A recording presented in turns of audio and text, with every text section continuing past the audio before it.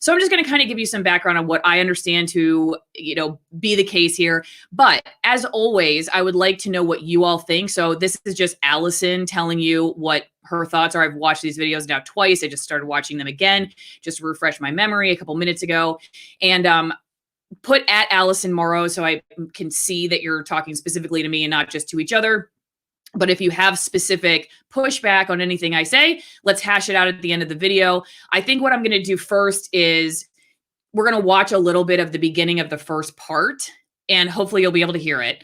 And then I'll just kind of run you through some of my thoughts on that. But then I did hear from somebody. I know several people who have either worked at CNN or still work at CNN. And I do know people who are there right now. And one in particular has been kind enough to give me some of the reactions that his coworkers have had to these videos and his thoughts on it. And so just a little bit more background on that. So I'm going to share that in a second. So stay tuned if you want to hear kind of the background inside CNN info. But I think really the first thing that we need to understand when watching these videos is who this guy Charlie Chester is, okay? And raise your hand if you feel bad for Charlie Chester. But so this guy thinks he's going on a Tinder date. I'm not quite sure if that's really the case. Again, that's just what I've read. This woman actually works for Project Veritas. She's wearing a camera, and he's a technical director at CNN, okay? Or I don't know if he still is, but he was at least at the time, according to this, a technical director. Now, a technical director is somebody who, during a show, basically like pulls up the lower third. If the director says, take that shot, which oftentimes a producer will say that too, really, right? So there's going to be maybe an executive producer that's over a show producer, a segment producer. There are different levels of being a director and being a producer. But this guy, and this is confirmed with my folks who are still at CNN, this guy does not have any editorial decision-making power, okay? So it's very different than if you say, for instance, those tapes that we all heard, if you had listened to the tapes released of the editorial meetings, and you're listening to Jeff Zucker and say the executive show producers, the managing editors, you're listening to those people make these statements. To me, that's far more revealing for the ethos and editorial decision making, because those people are actually in a position to make editorial decisions, whereas this guy is sitting in the control room during a show and he's punching buttons, that someone else tells him to punch. Okay, so it's not often. I heard O'Keefe and other people who have been doing commentary about this. They're like, he's a director. Well, he's not a director. He's a technical director. And it isn't just a small difference. Okay. And even a director is typically not involved in editorial decision-making. They're usually like a behind the scenes person. Not that this is not to discount that this guy isn't able to hear and see what's going on in the newsroom. Okay. It's just like I was saying earlier, it's different when you're listening to somebody who has editorial control talk about this kind of stuff versus somebody who is not in a position to do so. But that's not to say that you can't learn some of what this guy has to say and take it to heart and chew on it and say, okay, like I learned something, I didn't learn something or whatever. I just think the Jeff Zucker tapes, the editorial meeting tapes are more revealing. So I would suggest going and listening to those. I think those tell a lot more. Plus, they're far more in depth, and you can listen to literally hours and hours on end of how CNN's editorial meetings go. I think those are more valuable than this, even though a lot of people have been like, this is shocking. This is crazy. O'Keefe even says this confirms a lot of the things that we've thought, but we haven't been able to confirm until now. I think that's a little bit of an overstatement. I think that again, go back to the editorial tapes. I think those are far more worth your while if you want to listen to something that gives you better insight into how CNN's making their decisions. And not only because you'll be able to hear people who are in editorial decision-making positions, but also because they're in the environment in which they're making those decisions. So I'm not really quite sure how I feel exactly about a woman posing as somebody who's on a date and that being considered journalism. My concern is that when you are pretending to be something you're not, you're eliciting a response from somebody based on who they think you are. And then also there's alcohol involved. to me, like, that's not something that I would engage in. If I wanted to do some kind of undercover investigation, I would not pose as somebody who a guy would potentially want to have a romantic relationship with, which might influence his level of hyperbole or whatever he would want to tell me in order to get me to think something about him. I don't know, watching this stuff, if this guy is just like, he's really into this girl and he just wants to sell it, or if this is really what he thinks, or if he's had too many IPAs. There are too many variables in this for me to be like, okay, this is just, like, objectively what even this guy thinks, and even still say it is objectively what this guy thinks. Okay, what does that mean for us if we're trying to understand how CNN makes decisions, given the fact this guy's a technical director, he's not somebody in an editorial position? Okay, let me go real fast to, here's the chat. You don't have to be an editor to notice propaganda being made in front of you and with your help. No, and that's what I'm saying. You can absolutely listen to what this guy has to say. All I'm trying to say here is that if you have to look at this as like a guy's opinion, okay? When you're saying that we've confirmed this is what they're doing, okay, well, to me, like, if you heard the guy who's actually making the decisions saying this is what they're doing, then it's like, yes, we have confirmed the guy who makes the decisions is saying this. If it's a person that's on the periphery and they're saying, this is my opinion of how decisions are made, I feel like it's just a little bit of a difference in nuance. That's all I'm saying. And that's why I say, if you really want to get a better feel for this, I would listen to the editorial meeting phone calls that Project Veritas released. I think those are far more informative, not only because, like I said, they're in the actual environment. These people are making decisions. So nobody's drinking. We don't think anyway anyone's drinking an IPA while they're in the editorial meetings.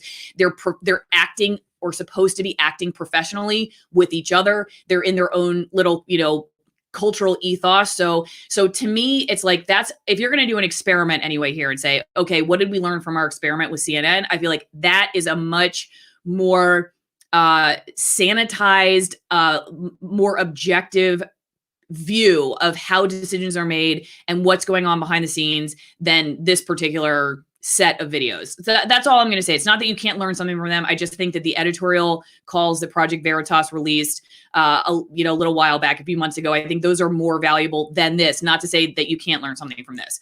And again, this is all my thoughts on this. So if you have another idea, please push back. Happy to take your questions too, if you're like not totally sure some of the terms that I'm using, because again, it's kind of inside baseball a little bit. But if you have questions or you don't agree, please let me know and we'll hash it out at the end of the live stream. I'll get to a lot of your comments and stuff. But first, I want to get to the video, and then I want to share some of the stuff I know from behind the scenes at CNN. Okay. So please let me know if you can't hear this. All right. I'm going to start playing this, but let me know if you can't hear it. Here we go. Oh, and I got to share my screen. I think we got him through this term. We would always show shots of him jogging, him in aviator shades, and like you paint him as a young. Hang on. I'm gonna find this super chat so I can take it down so you can hear. Okay, here we go. Didn't know anything about. Okay, so this is where it really starts. We're gonna, because this is kind of the highlight reel. Can everybody hear? I'm gonna make sure you can hear the rest. You can hear, okay? Okay. Good. Okay, so our focus was to get Trump out of office. We're gonna just fast forward for a second. Yourselves. One step down. Okay, so because we're gonna go to O'Keefe's. So here he is. So this is James O'Keefe. He's in front of CNN. We're going to scroll forward just a little bit. He runs into the chief national security correspondent. He's kind of giving you the intro. He's admitting what we've always known to be true. This time, okay, so he's like, these are things that we thought were true, and this time it's on tape. Okay, that's what he's saying. So it's, again, like I said, I would take this with a grain of salt, not because it's not worth watching, but because this is where I would love to have James O'Keefe on the show, by the way. If any of you have any direct connections with him, please have him, please reach out to him and say, Allison's looking for, I'm going to try to get a hold of him too, because I would like to talk out the claims that he makes in his little intros and stuff, and bridges about how damning this really is for CNN. I'd like to really have not a debate, but just a discussion with him about that. And then also the tactics. So that's just a precursor to watching this. Like, any connections to James O'Keefe, definitely let me know. I'd like to talk to him about it. So, okay, Look what here we did. go. We got Trump out. I am 100% going to say it. And I 100% believe it, that if it wasn't for CNN, I don't know that Trump would have got voted out. So he's talking about CNN and their role in getting Trump out of office. Okay, so let's continue. And he's basically saying his opinion is that without CNN, Trump would not have lost. Really don't think so. Oh, really? I think if COVID hadn't happened, it wouldn't have mattered what covered, and Trump would still be on. Okay, this person is a graphics producer, from what I understand. She's saying that Trump would still be in office if it wasn't for COVID. It had nothing. Maybe she doesn't think it's CNN's fault, or I guess they can't take pride in it if they're happy about it. So a graphics producer is somebody who, like, if I say, hey, I'm going to be talking about COVID deaths per state. Okay. I need you to make a graphic and it looks like this. That's what this person does. Okay. You go up to them, you're the reporter, you're a producer or something. You're like, hey, can you make this graphic? I need it to look this way. So to me, these are people who, it would make sense that they're friends, that they're hanging out, because these are people who are in the newsroom that are kind of behind the scenes folks who are helping put the show together. I came to CNN because I wanted to be a part of that. Okay, so he's saying that he came to CNN because he wanted to be a part of it. Now, this is the first thing I'm going to say about this part, okay? And this is why I think this is valuable, though not shocking. I don't know if you all have seen the New York Times article from 2016. I've shared it on my channel quite a bit. I'll put a link in the description later if you want to see it. But basically, and maybe I'll show it later in the stream. Basically, they say in 2016, I believe, or maybe it was before the 2016 election, so it was either earlier in 2016 or maybe late 2015, that Trump's pushing their rules of objectivity, okay, or challenging. I think that was the exact word. It was like Trump is challenging our norms of objectivity. And the point of the entire article was basically that there was this grave danger, and so they needed to meet that grave danger with these new terms of engagement as a journalist. Okay. And this should not be surprising to any of us, whether you're pro or anti-Trump. It's been pretty obvious that the last few years, there's been, far more sort of obvious, I think, sharing of bias and concern, and really a lot of, I think, reporters use that, like those were covering politics, were not thinking that was a bad thing. They actually felt like they were taking quite a bit of pride in that, because it was like, again, to go back to it, if you're somebody who's looking at like this is an existential unique threat, then we have to meet that with this new unique existential way of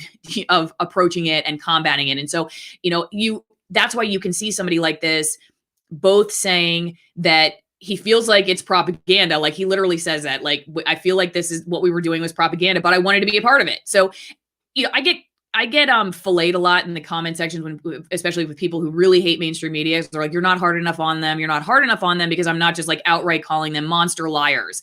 And the reason that I talk about a lot of the like my peers, my former peers, the way that I do, when I want people to understand how a lot of them are thinking, it's that I think that actually encapsulates it pretty well. That when there were people who were thinking that there was this grave danger that needed to be approached, they're not sitting there thinking to themselves when they go home at night, like, I lied to the American public today. No. A lot of them are thinking like, I did something very heroic today. I did something that really needed to be done. I stuck my neck out there, right? I'm trying to do something to combat this very grave danger. And so it's different than what a lot of people think, which is just like, it's this sinister, like, I know I'm lying to you, and I know I'm evil, but I'm pretending I'm good, and all. It's not that. There's a lot of sort of this moral posturing and crusading about the way that things should be done, given the fact that we are in this like new era of danger. And that's why, since Trump's out of office, you may see a different posture now. I don't know. We'll see. I'm not sure how things change now that he's out of office, but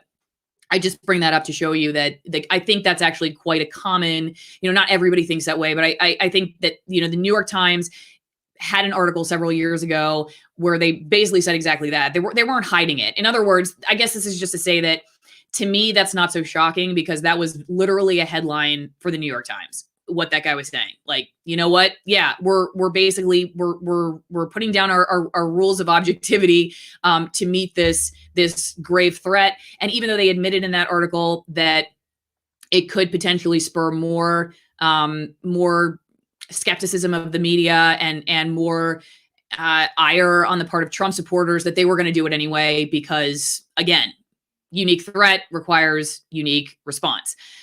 So, all right, let's go back to this real fast and watch a little bit more, and then we're going to move on with the reactions from the CNN employees that I know. So Chester says that CNN is responsible for getting Trump out of office and helping Biden through his term. Listen to this tape. Chester and Hoffman believe CNN managed to get Trump out of office, their words, and Chester calls CNN propaganda.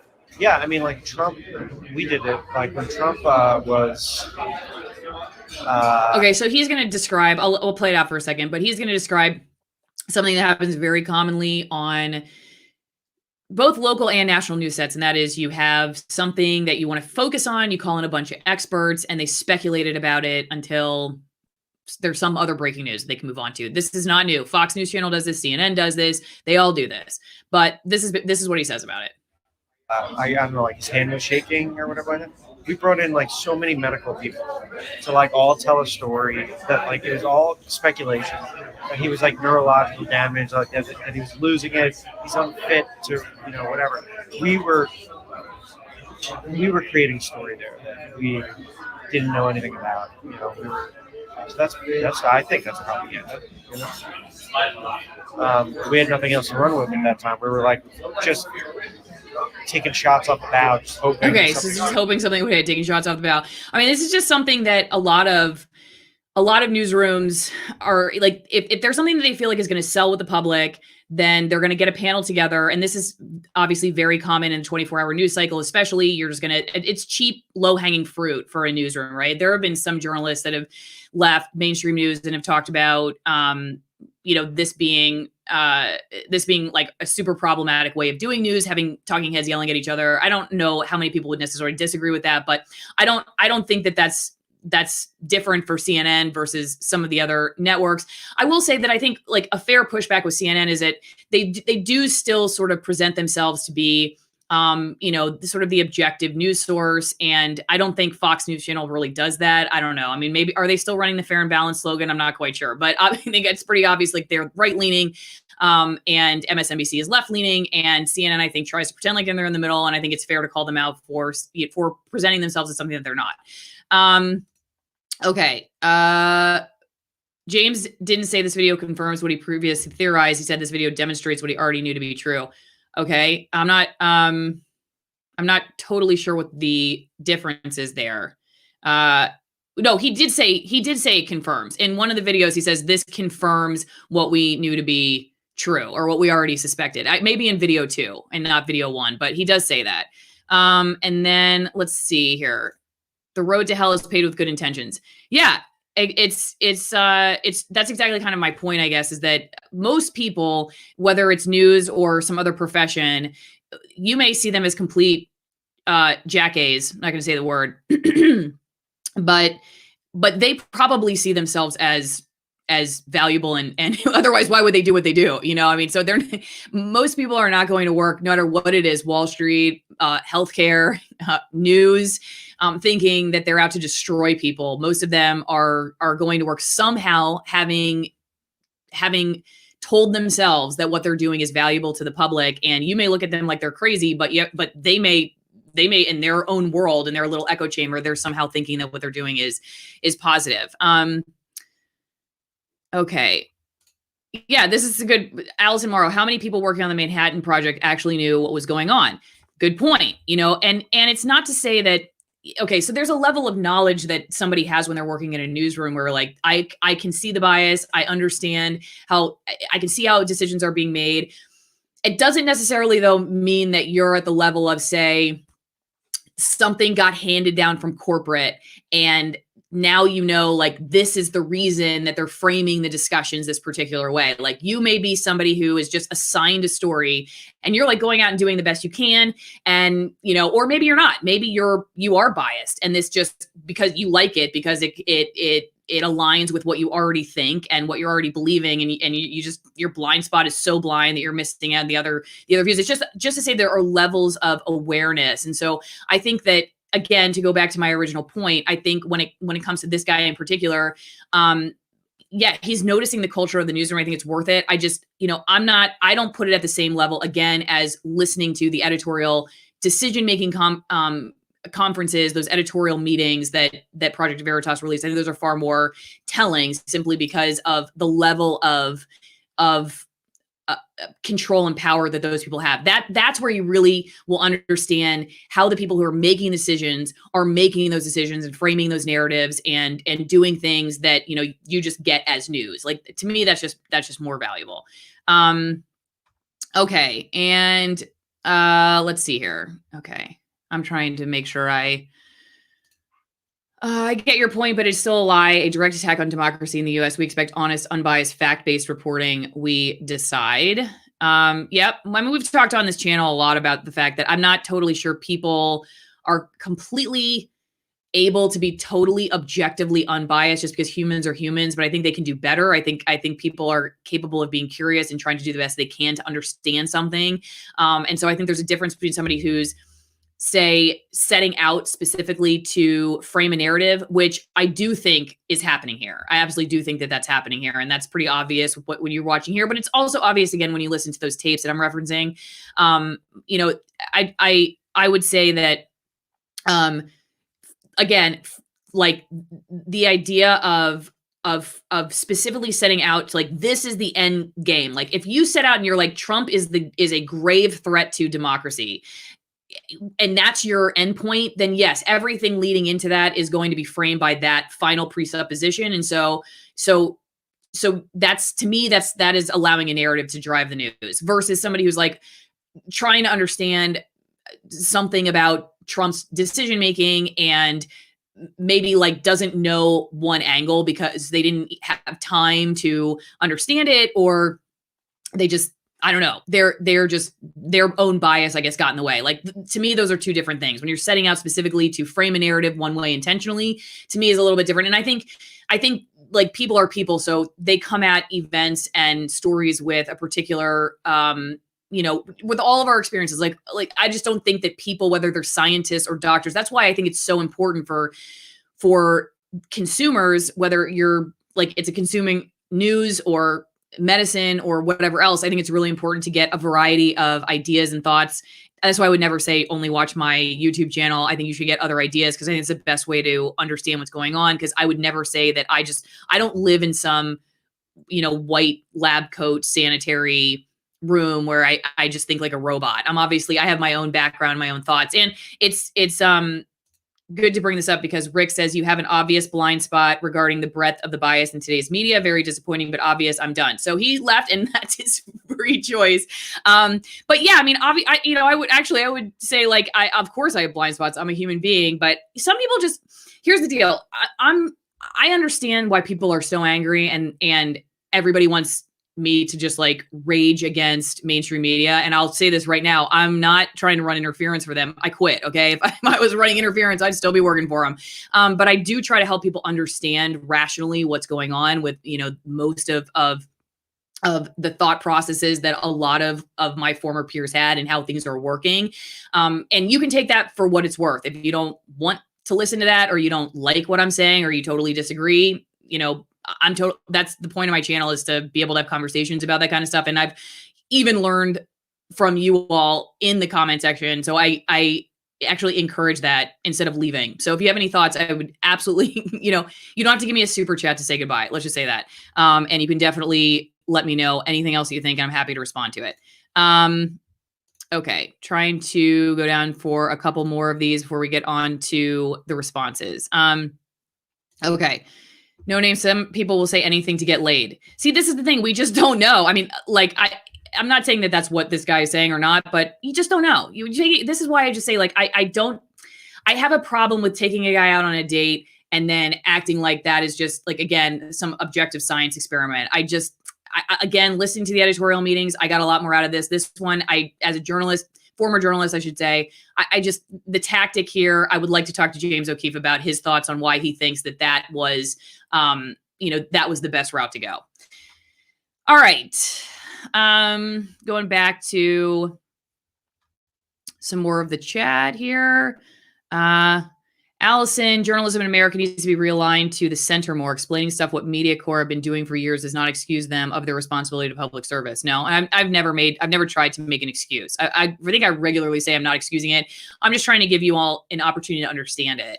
And then you can formulate your own opinions about what's going on based on the information that I'm giving you. I'm not telling you how to think. I'm giving you information so that you can think through some of this stuff. As they used to say in Al-Anon, which I used to attend regularly. Many of you know I had a family member with an addiction. Take what helps and leave the rest. All right. that's the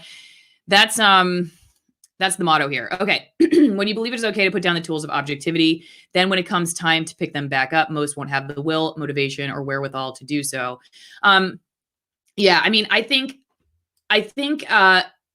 if I'm going to understand that, and I go back to like that New York Times headline about, hey, Trump is this grave threat, so we have to do journalism differently. I do think the point maybe that you're making, like that it's not going to go away, that this is something now that we're going to go down this path. I think that's a fair point.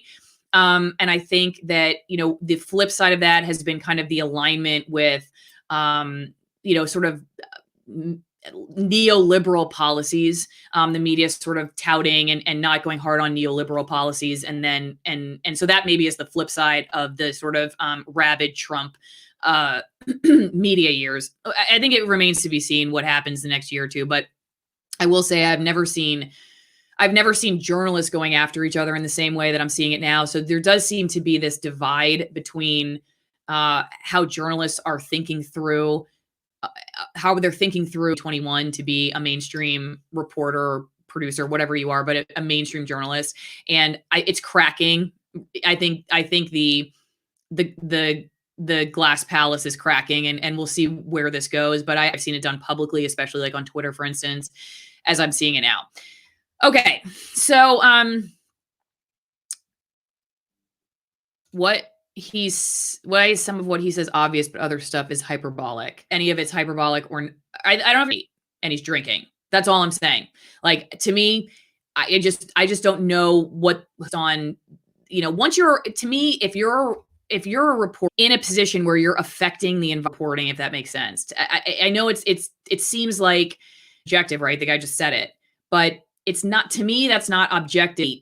And there's potentially like, I want, ice cream. I don't know, saying because he really believes it. I just don't know. I just don't know. That's why, again, I said, it's not that this is to throw out. It's just to say that you also listen to the editorial meetings that were posted by Project Veritas. And there is a lot of them, because I think that's the newsroom. That's when they're making the editorial decision. And that's where you can actually listen to the decision makers. That's all I'm trying to say. Okay. Allison, let's see here. I'm getting the lag. I don't know what that means. Buffering. Uh-oh. Is it bad? I've lost my connection twice. Oh no. I hope my husband's not on the TV. Lynn, are you on the TV? Yeah, Wi-Fi. I know. That is really funny. Okay. Let's see. Back on. Okay, we're fine. Okay. Great. Let's talk about what I've heard. Actually, let me go back. I'm going to go back to full screen. So again, going entitled to his own opinion, but right. Also, the red phone. If you guys saw the red phone, that apparently is a real thing, that Jeff Zucker does have a red phone that he calls into in all the control rooms, and that he is regularly telling them what should be done or not done. And that there's also, like, of course there's executive producers and whatnot that call in, but apparently Zucker is highly involved, and that there is this like very specific bat phone, I guess, in all the control rooms that he calls directly to. Another thing about journalists, thinking it's okay for Twitter to ban him. This was another thought that came out, that there was like discussion about how that actually shouldn't be happening. So that's good to hear that there are people at CNN who think that James O'Keefe getting booted from Twitter was not okay, and that, the sort of speech suppression line is being drawn closer and closer to the center. And so people are paying attention to that, and maybe starting to see that this is not such a good thing, that, they were all like cheering when it was, Alex Jones or maybe even Trump, but now they're like, okay, I mean, we don't like O'Keefe, but this is starting to get a little weird. It's starting to move a little bit closer to, and the reasoning was kind of weird. I believe I saw it was for like having multiple fake accounts or something like that, which seems weird to me. This is total speculation, but it seems like they just went after CNN one too many times. And I feel like big tech and corporate media, they all kind of know each other. And my guess is that it's like, in order to stay in good favor with CNN, Twitter made the decision that it did. That's just my speculation on it. I've watched O'Keefe enough to believe that he has done a lot of thought about what's legal and illegal. Again, to go back to my thoughts on, ethics and whatnot, I think he and I could have a debate about that. But as far as legal or illegal, I think the guy does his homework. I don't think he does. I mean, I think he's got a pretty strong legal team. I don't think he just does things and then finds out later that they're illegal or legal. I think he does a lot of research ahead of time. So, I guess I question Twitter's response and reasoning for booting him. I don't think that he had fake accounts or that he was, trying to, swindle anyone. I think the guy's pretty up and up on the legal side. Again, like I said, I think he and I could debate ethics on some of this stuff, but, anyway, that's just for that. And, okay, so here's another thing, that people at CNN believe the guy is entitled to his opinion, but that it's wrong to make it sound like he's speaking for all of CNN. And so again, like some people really actually agree with him, but would say that's his opinion. And, there are other people who would disagree. So behind the scenes, there are these debates right now happening. Should this guy be characterized as somebody who's speaking for all of CNN, or is he somebody that, should just be taken with a grain of salt? This is his opinion. This is what he thinks. Listen to him and take it for what it's worth. And that's something that I think a lot of people, like all of you watching, I think you'll have your own thoughts on. Another point was they're talking about, this is sort of brought up Alex Jones and what happened with him. Again, like I said earlier, and that, there's like, not only is going after like a journalist, starting to at least catch the attention, even if it's a journalist that they don't necessarily align with and they don't like, that's doing expertise on them, that's maybe brought to their attention that this is like perhaps not a positive path. But also talking about how something that he brings up is that the way that questions are asked and scripts are written, where if you were to replace certain words, they would not be okay, but they're okay because they're written this other way. And so that they're like these I think in one of the, they're talking about several things: Biden, COVID, Black Lives Matter protests, that kind of stuff. And so how the scripts are written in a way that like you would write it about one kind of person, but you would never write it about another kind of person. And so it makes people think that like all people who look this way or are this sexuality or this gender or whatever, they think this way. And then and the diversity and nuance of opinion and thought among people is not shared fully, but people tend to be like grouped in sort of, I don't just larger narratives, I guess, about like community and sort of labeling communities a certain way. And that some of the stuff that this guy talks about, they feel like is spot on with, just kind of labeling certain events and groups a positive way, other groups and events that would be basically the same, but they're either not discussed or they're labeled negatively. So already kind of predetermining the coverage based on the thoughts of how you see this kind of community. I guess I'm gonna just leave it at that. Okay, so let me go back to a couple more questions. And okay, good. It looks like we still have some people in here. Okay, connection is better. Awesome. Let me go back to. Let me get to a couple of And we're going to go into, after this, I'm going to go into what I think is right and wrong, what we got right and wrong. And then I'm going to end it. Wow, it's already 6 o'clock. Time to wrap it up. Okay. This isn't controversial as some of you seem to think. Stuff way more sensitive than this gets through regularly. It's probably just her connection to her ISP. Oh, I don't know. Were people saying this is controversial? Okay. Shield, I don't know. It looks like we had, okay. Looks like we're doing a little bit better. You can forgive people easy, but they have to make up for it by showing the output that is non-biased. Media is not supposed to take sides. Leadership is the one that should take responsibility and quit. Oh, so, okay. That brings me up to another point I wanted to make. So he talks a lot about ratings and COVID death and like negativity and, it bleeds, it leads and all of that stuff. And that's totally true. But does that surprise anybody? I mean, I thought we all basically knew that negativity and the bleeds, it leads phenomenon and ratings were just a part of the way things are done in TV news. But it's definitely right. I don't know. Are you shocked by that? I wasn't shocked by that, but maybe that's just because I used to work in TV news, but let me know. Are you shocked by that or not? Okay. I'm trying to go back to, I think there were a couple actual questions. Contribution to the Get Allison Better Internet Fund. Thank you. We're going to have to move somewhere else because we live in the middle of nowhere. Allison knows the humanity of the people on the ground, but we see the evil of the output. If we want people like Allison coming into the space, we need to be able to forgive past mistakes, in my view. Well, that's very big of you. I guess here's my thought on this. There's a way to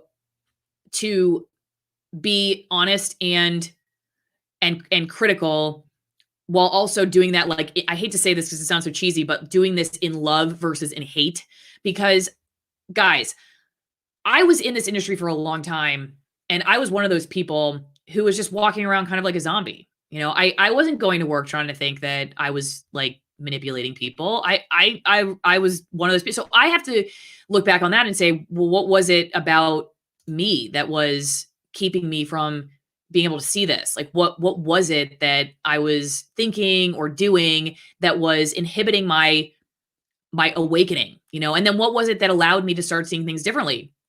And so I have to look at these people. Like, it would be very intellectually dishonest for me to come on this channel and act like, I have no problems. I've never had any issues. I didn't contribute to any problems. Like, that would be really dumb of me because it just would be wrong. I obviously, like, I was in the industry for probably a good, I don't know.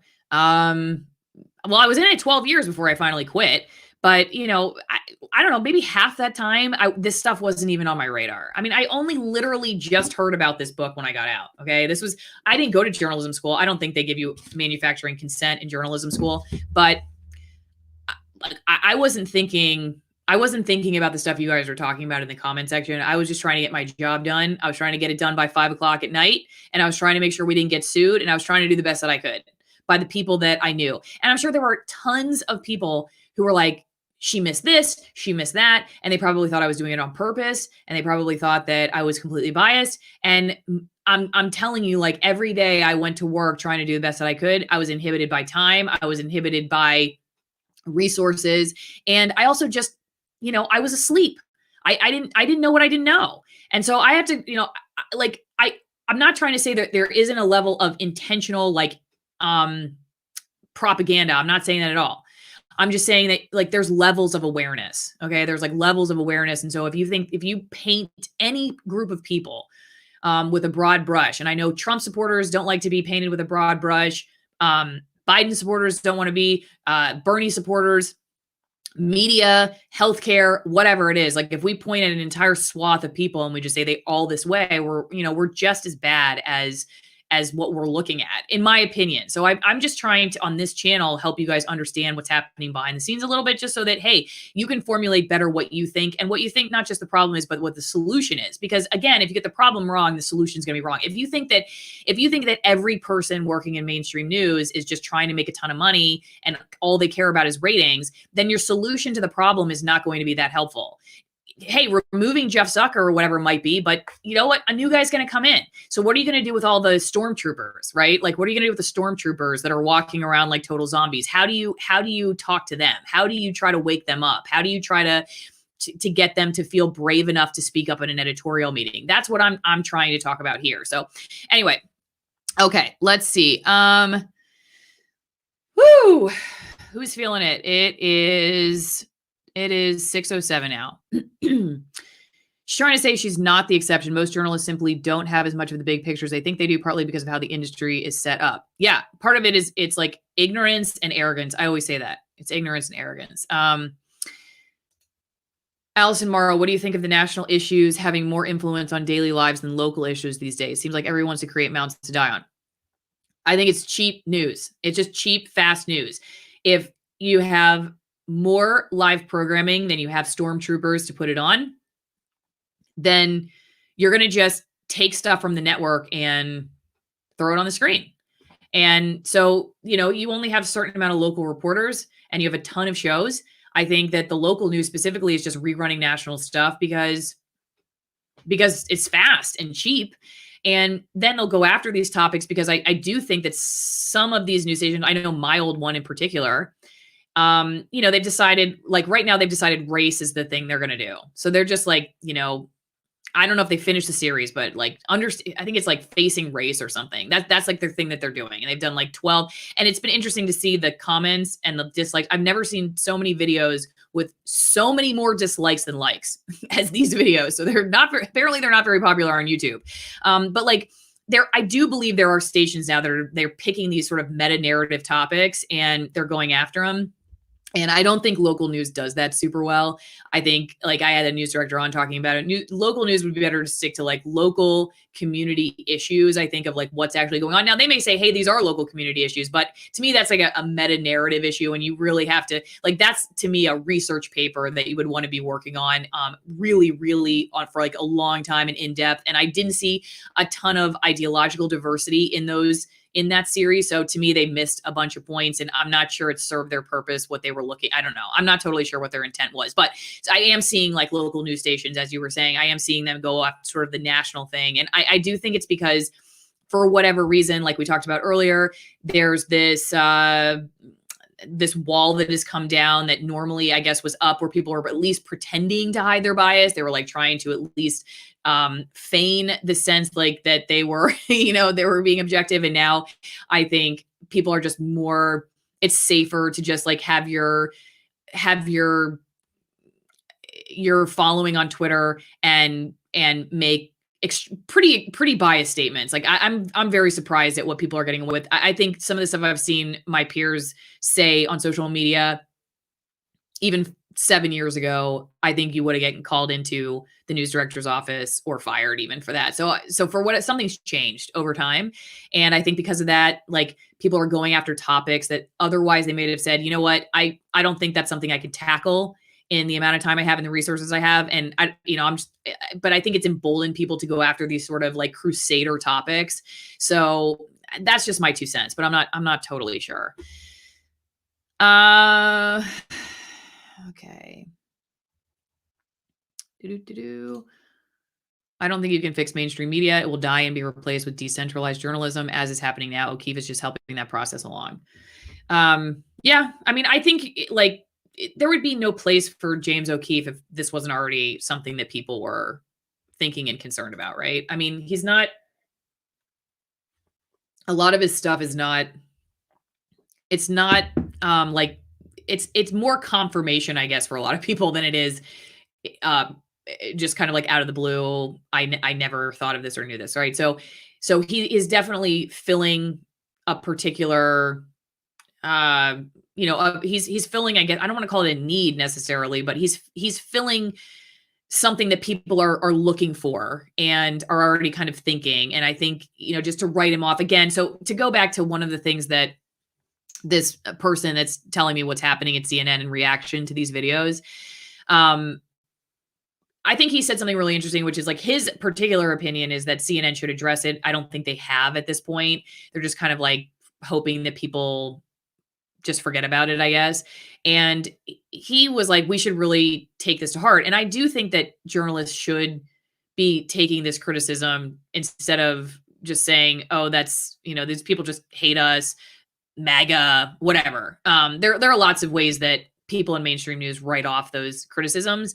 And I think it's really important to hear them out. Now, listen, I'm not going to let somebody be just like I'm not going to be a punching bag for somebody. So I don't like, there are folks in like comment section, whatever, that will just, rail on you. And you're like, okay, listen, I'm willing to have a conversation with you about all this stuff. And I think it's really important for journalists to be listening to people. And I think it's really hubristic of them to just like write people off as if like there isn't something that is happening in these videos specifically that we're watching today, or, past Project Veritas stuff. They just write them off as a conservative provocateur, or that's what they say about Andy Ngo too.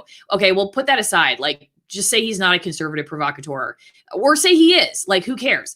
What are the merits of the actual information? And let's talk about those. And I think that journalists need to be doing that more, instead of just mischaracterizing or dehumanizing the messenger of the criticism. I think that's a big mistake for mainstream media, and they should definitely be taking these things more seriously, regardless of who the messenger is. I just think it's really, it's gotten to the point where the lines are drawn in the sand, and a lot of people in mainstream news, I see them writing on their personal social media pages, like, I am not the media and I work hard and I'm this and I'm that. And it's like, listen, we get it. Okay. We get why you signed up for the job. We understand that, you feel mischaracterized, but you also need to understand why the American public feels the way that they do. Like it almost feels like marriage counseling a little bit. And frankly, you're the one in power. Like, you're the journalist, the mainstream corporate news is the one in power. So I guess when I look at this, I'm like, it's time for you guys to do some listening. It's time for you to take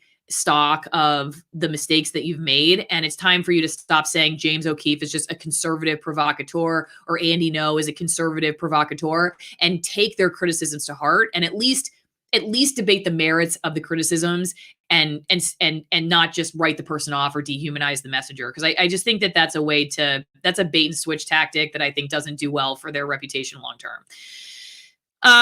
Okay.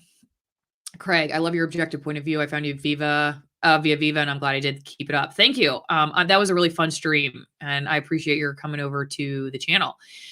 I don't think there's ever been a news organization that wasn't propaganda. Propaganda can be true or false. Yeah, I think that's an interesting point. But I think it's like, historically, I think things have been pretty bad. So I will say, I do think the Trump era changed things. So I do think that, I'm not totally sure how exactly, other than just to say that the idea of the journalist as the activist definitely was ignited in a way that I had never seen it before. I mean, of course, there were journalists who considered themselves activists prior to that, but being like an overt activist journalist, I think that became something that was just widely acceptable under Trump. And I think that is the big difference here. In addition to the fact that now we have social media and, the internet and everything, I think that's sort of given them the ability to sort of ramp up the influence that all that has. Not to say that there wasn't propaganda before this. Definitely there was. I just think that it can have more of an influence nowadays. And I think the overt activism is something that's different. The journalists, you're right, the journalists used to have consequences. Today, there is no one that holds the left accountable. I don't know if journalists have ever had consequences. Can somebody tell me if they have? I'm not quite sure. I feel like for a long time, they have not had consequences. Addressing arguments directly is best. Yes. I wish the media would genuinely listen from actual citizens. Agree. Okay, so let's go to, as Barnes says, motivation is the master of reasoning. I'll have to ask him about that. It's a good quote. They were exposed under Trump. Yeah, I think they were both exposed and they changed. I think it's both. I think it's like, I come up with these really random analogies, so forgive me if this one doesn't hit, but it's like you're going to a buffet and it's an all-you-can-eat buffet, and you're putting some, like, a normal amount of food on your plate, and then somebody that you're with, they get up to go to the bathroom, and you go and put some more, and you hope they didn't notice that you added more because you're just trying to pretend you're only eating this much food. And then flash forward, and you just take the whole buffet and you sit there and you dump in the cream corn and the creamed asparagus and the pork and all that stuff. And you're just dumping it in your face. Like, that's the difference.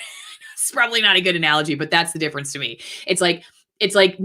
It's not necessarily that, yes, they were exposed because the person comes out of the bathroom earlier and they're engorging themselves on the buffet, but they're also adding more to their plate. And I would say that at least that's what I saw. There was definitely a difference in approach. Don't you think CNN, MSN, CBS are getting their marching orders from the Democrat Party? Like, we'll be focusing on climate change when the administration is doing the same at the same time. I think that most of the people who are doing that kind of stuff are doing it because they're probably they are Democrats. Do I think that like the DNC is always like calling them on the Zucker phone? Well, maybe. I mean, I think it happens more like they go to the same cocktail parties, they hang out and read the same books, they all think the same way. What's the difference there? I'm not totally sure. I think it's more like they live in an echo chamber, and sometimes it is very specific. Okay. I think we saw with the 2016 election that there can be a very direct connection, like a direct bat phone. You're going to do this. DNC orders it in. Would not be surprised if Hillary Clinton, back in the day, that was something that happened more regularly. I think what happened, say, for instance, to people like Tulsi Gabbard and Andrew Yang, I think that was a very clear example of getting basically pushed to the sidelines in order to get a particular candidate to, become a front runner. So I do think those things are intentionally happening. But I also think like probably more often, and what I'm saying, when I say more often, I mean, the Brian Stelters and the Don Lemons and the Rachel Maddows, they're like the top, 5% of the news business. So let's talk about like the rest of the 95%. Those people that are participating in that, I see them as just like, they vote Democrat. They have sort of a neoliberal mentality about them. And so when they hear something, on the news, they're not questioning it. They're all watching the same thing. Most TV news reporters have like CNN or MSNBC or something up on, and they're never watching Fox, I can assure you, or at least most of them are not. I would say that the average person, if they watch Fox, and I don't know, my buddy who's in the chat right now, Bill, tell me if I'm wrong about this, but I would say that most TV journalists, if they put Fox News Channel on their little TV on the desk, they would feel like they had to put like a covering over it, and like look at it under the covering so no one would see that they're watching Fox News Channel. I feel like you would be very socially shamed if you're watching Fox News Channel in a mainstream newsroom. So I would say like that is the majority. They're just watching each other. They're not seeking alternative viewpoints. They live in an echo chamber. They vote Democrat. They're neoliberal in the way that they're approaching life. And so they're not questioning things outside of that. And they're just repeating narratives without just being a total, like I said, they're stormtroopers. Maybe I'm going to have a t-shirt with the stormtrooper on it. I got to think of a logo like for the mainstream media side of it. But I feel like that's going to be my new analogy. It's the stormtrooper. Okay. They're all genetically designed after each other. There's no difference. And they just do what Darth Vader tells them to do, or whoever it is, Lord Sith. Big tech had two major scandals Wednesday. Mainstream media has another scandal, and all of a sudden there's another mass shooting. Put it together. People wake up. Can you please explain that more, Bill? I'm a little bit confused on that one. But you don't have to do a super chat. I'll just be looking for your chat so I can understand that. Allison, to what extent is traditional media influenced by foreign interests? For example, wanting to participate in the Chinese markets and thus towing the line. I think probably it depends on what you're talking about. If you're talking about a network or cable outlet versus a local newsroom, I think a local newsroom is influenced by it only insofar as they're like big sister or big brother network, how they're doing it. Because a lot of times the local news is just going to run straight from whatever their network affiliate is saying. So it's probably more important to look at the network and how the network is dealing with it. I think my guess is right now, because like race is such a hot topic, that a lot of these networks, they don't want to touch anything that could be considered racist. And they also, I think, are pushing a certain narrative that is also racist itself. And so I think within that narrative that to me, I would say actually that's probably more, that influences more like foreign coverage in the United States is who do we feel aligned with, or how are our narratives aligned, I guess, with whatever value it is that we're purporting versus like economic economics of it. Maybe at the higher ups, I guess, but I would say right now, these socio-political moral narratives are more prominent and more powerful in influencing decisions on that. Now, that to say, for ratings, okay? So I'm not trying to say money is not a problem, but if you're somebody who's just trying to preach to your choir because you know they're going to watch, if you frame a discussion about a foreign ally or adversary a certain way, then, yes, ultimately money's the object there, right? But I think it's also because you believe that morally you're framing it because they're going to like it if you talk about it a certain way. And I do think, like, to bring back up manufacturing consent, it's fair to see how, like, it's super weird how, liberal outlets are like pro-war depending on who's going for the drone strike or whatever else, or whoever it is that's in charge. It's like, and I think, what Noam Chomsky makes the point about in this book is that you see these narratives framed differently, whether the news organization politically is aligned with the decision maker to see that foreign influence as an ally or as an adversary. And so I think, like, again, I think to go back to the original question with China, I think part of the two was like the way that Trump talked about COVID as the Chinese virus. And I think, so they're like, oh, he's racist, so we're going to, flip on the other side, and we don't want to touch anything. We don't even want to talk about questions of where did this virus come from? Was it in a laboratory? What happened? And so they're not asking obvious questions, I think, because this polemic is happening. And I think often that's framed more by these safe space narratives, if you will. I guess that's kind of my read on it. China is for Fox Boogeyman, Russia is CNN, MSNBC, New York Times, WAPO Boogeyman. Okay, that's funny. The CNN producer openly admitted they push racial narratives. Yeah, he did. That was why I was going back to saying, like, they will talk about a group instead of individuals. That was basically what he was saying to favor, say, the Black Lives Matter protests. Allison is an awesome journalist. I teach manufacturing consent in French. You do? Oh, merci. And tell me more. Oh God, I wish I could remember my French. I was a French major, believe it or not, but I've lost so much of it because there's nobody who speaks French around me. The term fake news was started by the left back in 2015. Trump took it away from them and beat them senseless with it. Yeah. Oh, so that's actually like a really funny point, is that if you go back pre-Trump, you'll see that distrust in the media was actually, like, both the left and the right had pretty similar viewpoints on mainstream media, but that all went away with Trump. And now all of a sudden, if you're on the left, you like mainstream media, and if you're on the right, you hate mainstream media. And, just another product of the Trump era, I guess. Word of Man, thanks for the super chat. Okay.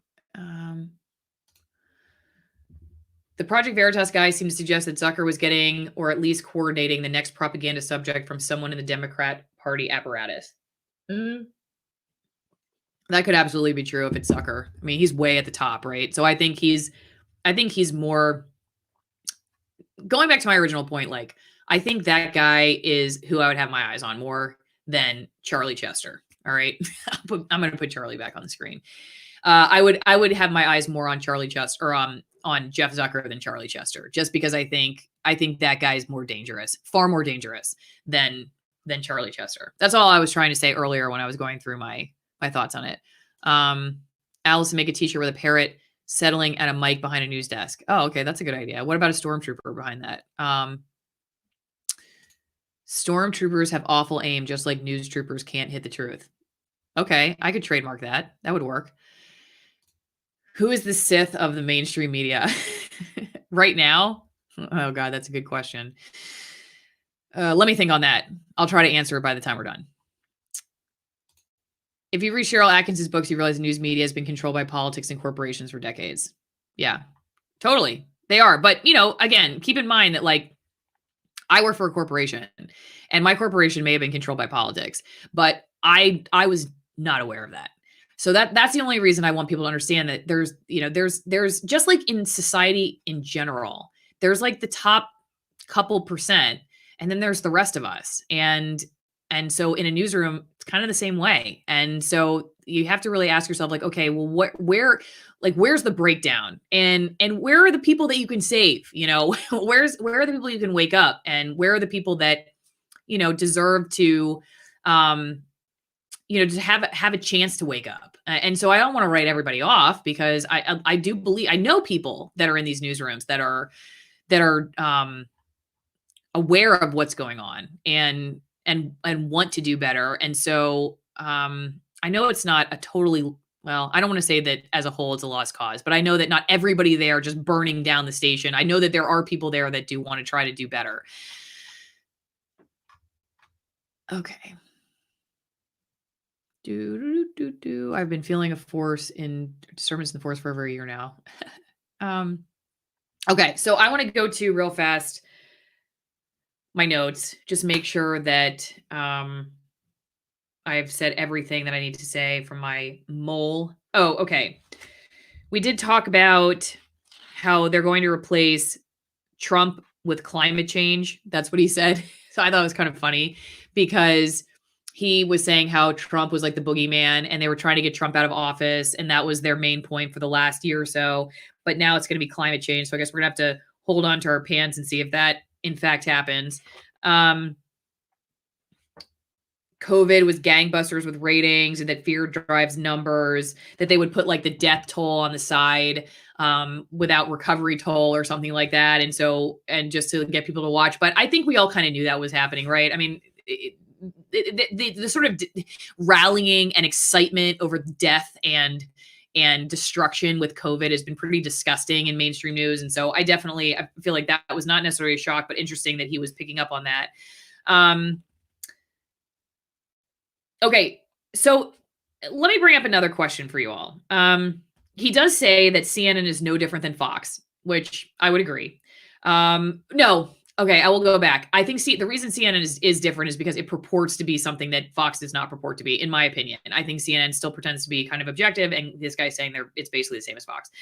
He does say that the best unbiased news is grassroots podcasts in people's basements, which I thought was very interesting, because it's been pretty obvious that there's a lot of, I think, concern about the decentralization of journalism, and like what's going to happen if people are able to just get their news wherever and they don't have to go to corporate news stations. Like, what's going to happen? The monarchy has fallen. And so it was interesting to see somebody in that environment basically saying that actually the decentralization of news has been a good thing. He also said that reporters aren't asking questions. They're telling people what to say, which I think is a fair point too. I've noticed that, especially in the networks, when you're going to like the press conferences at the White House, for instance, there's just a lot of that. But I think, again, in my opinion, that's ramped up because of social media, because I feel like questions often are asked now for Twitter. Like, it's not a question that serves the American people. It's a question you're asking in order to solicit a response that will make you a celebrity on Twitter. That's kind of the way I'm looking at these press conferences. And then he also basically admits that media is really powerful because it can shape public perception. Okay, so obviously no surprises there. So, okay, here's my big takeaway. He confirms that Zucker is very involved, okay? And I think that more than anything, I think his saying that Zucker was very involved and that there was a very obvious push politically to make Trump look bad and get him out of office, I think these are valuable things to take away, along with the other stuff. But the other stuff I wasn't as surprised about. But remember, I was saying earlier that was not something that was really hidden. I reference, and maybe I'll just pull it up real fast and show you guys if I can find it. Trump challenges norms of objectivity. Okay, I'm going to pull this up. Okay, this is August of 2016. And so this is not breaking news. I gotta move this. Bob says CNN is objectively terrible. Okay. Allison, you're introducing your own bias into this. Half or more of the country does not know CNN, Washington, New York Times, or leftist propaganda. Just because you know it doesn't mean others do. I don't know. I think half the country You're probably right. they think that it is honest journalism, I guess. But if you look at the numbers, it appears that most people on both sides think that there's bias in the news. It's just like if you look at Pew's research, most people think that there's bias in news. That goes for the left and the right. It's just the level of bias and the effect of that bias that I think people on the left, when they're reading the New York Times, like they would agree with this. Okay. Please do not make me log in. Do not make me log in. Hang on. The New York Times is going to make me log in. Let's see if I can. I don't even know if I remember my password. I broke down and got a subscription so they wouldn't do this to me anymore. Okay. So let me just show you this real fast. Okay. Cause I think this is what they would agree with. Okay. Trump is testing the norms of objectivity. And maybe I can make this bigger. That's better. Okay. Trump is testing the norms of objectivity in journalism. So this was written in 2016. And, you know, they just go on to basically say covering Mr. Trump as an abnormal and potentially dangerous candidate is more than just a shock to the journalistic system. It threatens to throw the advantage to his news conference over his opponent, Hillary Clinton, who should draw plenty more tough-minded coverage herself.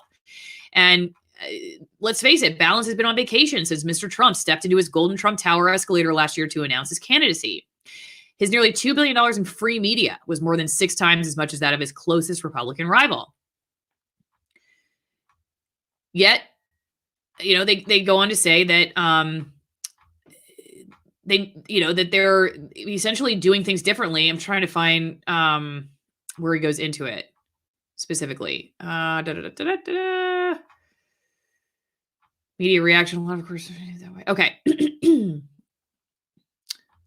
They're talking about the media is trying to take Donald Trump out. Rush Limbaugh declared last week. Again, 2016. A lot of core Trump supporters certainly view it that way. That will only serve to worsen their already dim view of the news media, which initially failed to recognize the power of their grievances and therefore failed to recognize the seriousness of Trump's candidacy. Okay, but that's exactly what happened. So they predicted it. This, however, is what being taken seriously looks like. As Ms. Ryan put it to me, Mr. Trump's candidacy is, quote, extraordinary and precedent-shattering, and to pretend otherwise is to be disingenuous with readers. Okay, so that's how they see it. And I believe that's how their readers see it too. So yeah, you're right that they're not necessarily looking at it like this is propaganda. They're aligned with it. So that doesn't necessarily mean that they don't see it as bias. They see that bias is good. See, that is the big difference that I think like we really have to understand about what's going on here is that you can be biased and also believe that that's serving a higher purpose and not believe that you're just doing that because you're trying to win one over on people. No, you're a moral crusader who's kind of trying to shape a reality to get the kind of world that you want to live in and also prevent it from not being the world that you want to live in. And so you're doing journalism differently because, I mean, she says it right here. Trump's candidacy is extraordinary and precedent shattering, and to pretend otherwise is to be disingenuous. So they actually really believe that things completely changed. And if they didn't change the way they were doing things, they would be disingenuous. So that's the way they're looking at it. And that's why, like, when I look at O'Keefe's videos of CNN, I'm like, yeah, but look, I mean, the New York Times told us this. They just told us this in 2016. This wasn't a secret that this was going on. They're bragging about it, in other words. Okay. So that's, I guess that's just the main point that I'm trying to make here. Okay. A couple more, chats and then we're going to go. Probably right, but the ordinary voter sees facts in mainstream media as completely true. I think people see what they see as true what they want to see as true. I think a lot of people are skeptical of what they disagree with, and they're less skeptical of things that they do agree with. Does that make sense? So we hold our adversary, I think, sometimes to a higher standard than the person that we agree with. We're more likely to push back on things that we don't agree with, and we all suffer from it. It's in-group bias. We all suffer from it. What people in the media failed to see was that Trump was playing WWF games with them, and the media started playing them too. I kind of think actually there's a little bit of that in this article about, like, the free media coverage, the millions of dollars in coverage, 2 billion. I'm sorry, 2 billion. Let me show you. Let me show you here. Right here. See his nearly $2 billion in free media was more than 6 times as much as that of his closest Republican rival. And actually, if you look at the Pew Research on his presidency, it definitely showed that his Twitter account was driving the news cycle. And he knew what he was doing. Of course he knew what he was doing. But the news stations decided they chose to play games with him. So you're right. I mean, they all got in the sandbox together. Was the New York Times telling the truth literally in that article, or crafting a narrative to make an excuse for what they want to do? I think they probably thought they were telling the truth, and they're also crafting a narrative. I think you can do both. I don't think it's one or the other. I think these people can actually believe they're telling the truth, and they're telling the truth in order to craft a narrative. I don't know if they see a difference between that. You might, but I don't know if they see a difference. Hey, Jason. Jason and I used to work together. So glad to see you. Woohoo. They wouldn't become disingenuous. They would have become irrelevant. Are we talking about the media? I'm guessing. Balance went before Trump, New York Times, BBC, MSM, etc. were Brexit disinfo specialists, not a Trump phenomenon. No, I mean, of course, Balance when it was out the window before Trump. I just think they ramped it up. I think it just became more obvious. Not like, I guess again, like this, the fabric of the material did not change. They just made more clothes. I'm sorry, my analogy sucked, but I'm trying to get to a few more. Lynn, who would like to see a battle royale between Brian Stelter and Greg Gutfeld? Yes or no? I would definitely watch that. News networks shouldn't be cheerleaders for their owners' political leanings. I agree.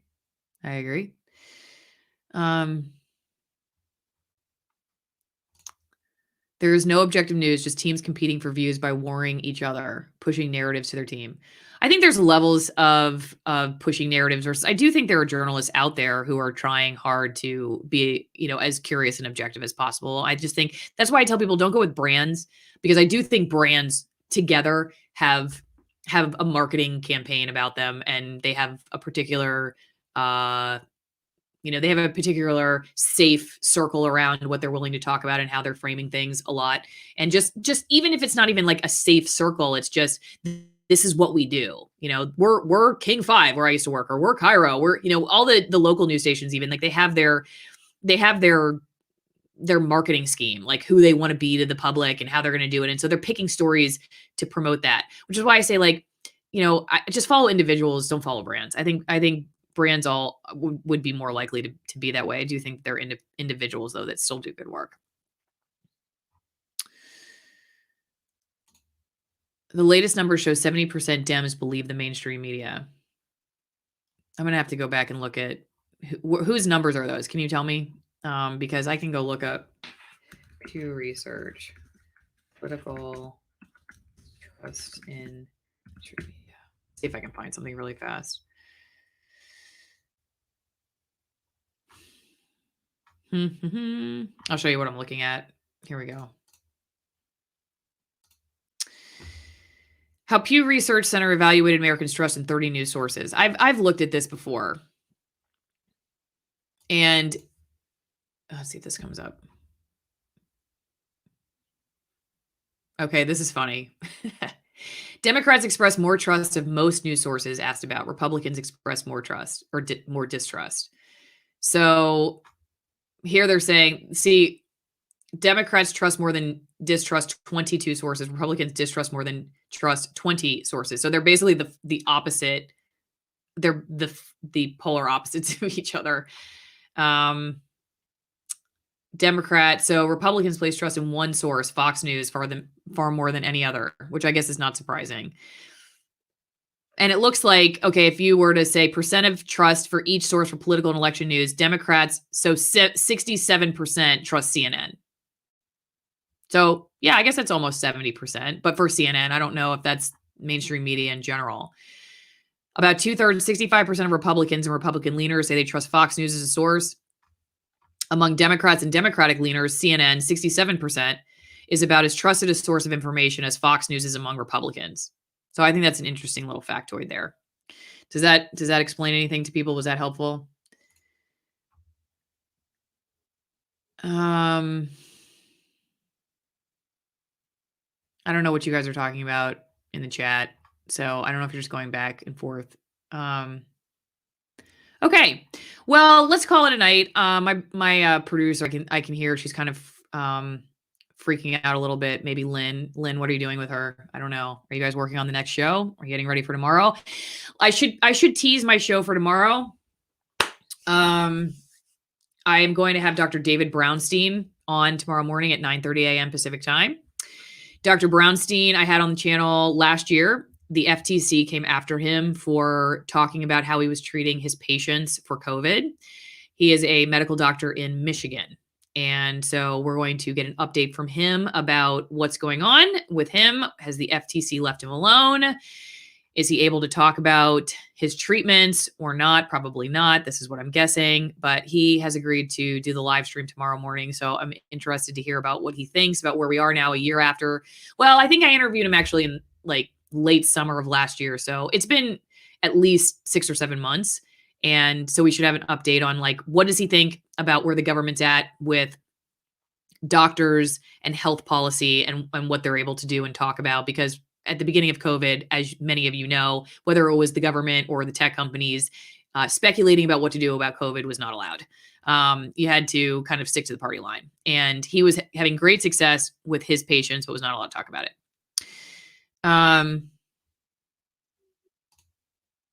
If we all learned that the game of the media is to gain your attention by pissing off their market, we would all be better.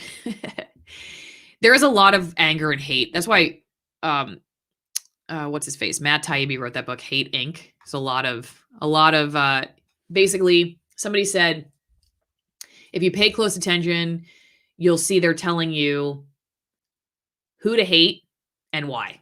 Always. There's always like if you think about it that way, like if you have those lenses on, like, okay, who am I being told to be scared of or hate right now and why? That you would get a lot more out of the news. I don't know. I guess I think not everything's that way, but definitely a lot of the network, national, like cable stuff is framed that way. Yes. Okay. Squirrel. You didn't read my super chat. I know about the misspelling, but that's text to speech for you. I didn't see your super chat. Where's your super chat? I didn't see if it came through. I'm going back.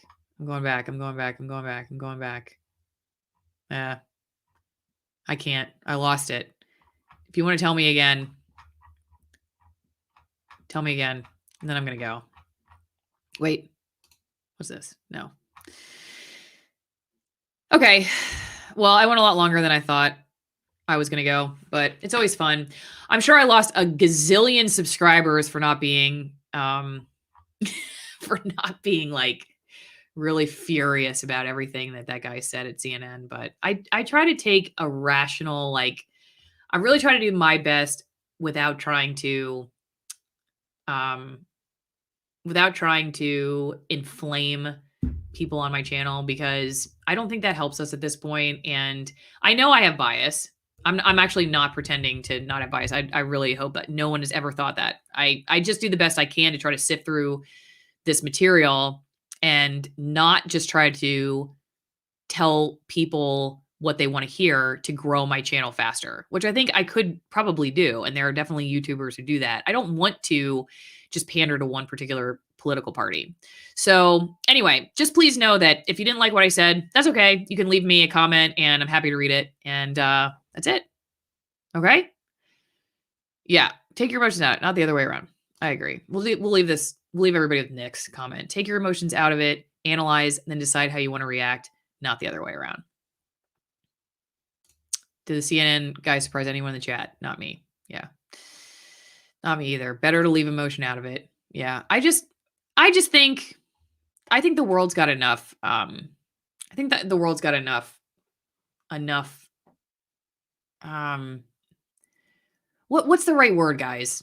I don't know if emotion is the right word. Just reactivity. Maybe is that the right word? Reactivity. There's enough reactivity out there. You know, all I'm doing is just reacting to this person. I'm not an autonomous thinking individual trying to sift through stuff, taking away who I'm trying to please or what I'm trying to conquer. And I think we would all do better, especially those in mainstream media, to not be reactive to what we're seeing, because it's highly likely, and I hope that's kind of the point of like what we got out of all this today, is it's highly likely that, you know, you're having this reaction or feeling this way because of the information that's coming at you and the way it's being framed. So that means, like, whatever it is, whether you're watching CNN or you're watching Project Veritas or you're watching the Young Turks or Tim Pool or whoever it is, just know that, like, we're all coming from a particular space. And, you know, be mindful if when you're watching something and you have a very hot emotional reaction to something, just say to yourself for a quick second, why do I feel this way? Like, why am I feeling this way? And maybe the idea is that you're being presented with is a bad idea and it's worth debating and disagreeing with.